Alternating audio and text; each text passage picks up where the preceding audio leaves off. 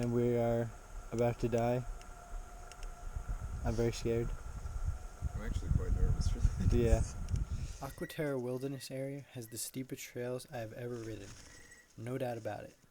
If you're strong enough to best the steep 500-foot fire road climb over and over again, you can explore a bunch of downhill trails adding up to over 4,000 feet of descending.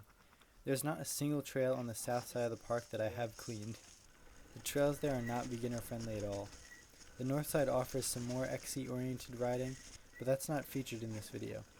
If you pay a visit to any mountain bike trail website hosting information about Aqua-Terra, you will likely come across pictures from the Eastern State Cup Enduro race that was held here.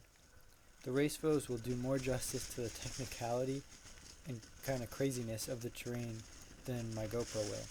One must climb up the wide fire road named Wine to access each trail. The fallen leaves made it particularly difficult, so I hiked the bike most of the way. In this video we rode To Serve Man, The Steepening, and Juicy Fruit. There's a multitude of jumps, steep chutes, berms, and a few road gaps throughout these trails. Too bad I'm not good enough to do them. This one spot on Juicy Fruit was so terrifying.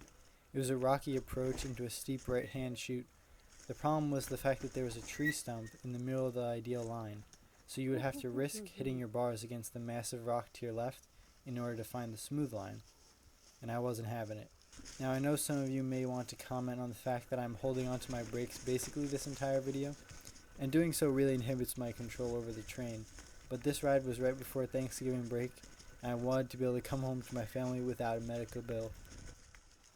It must be said, unless you are really good on the bike, then a lot of scouting should be done until you're familiar with these trails. Trailforks claims every feature has a roller option to the rider's right, which is generally the case. However, my point is that if you don't know what is coming up next, you can pick up an insane amount of speed and find yourself falling down the hillside very easily. Many areas of trail have some exposure, so mistakes can send you for quite a tumble. I took a few tumbles just walking the bike down features that were too big for my britches. Ow.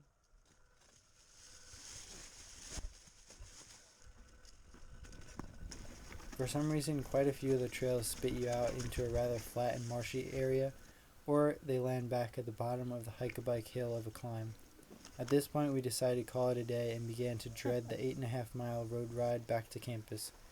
If you enjoyed watching me slide down the mountain, be sure to hit that subscribe button, and remember, stay wrenching, my friends. I got pounded. Oh yeah.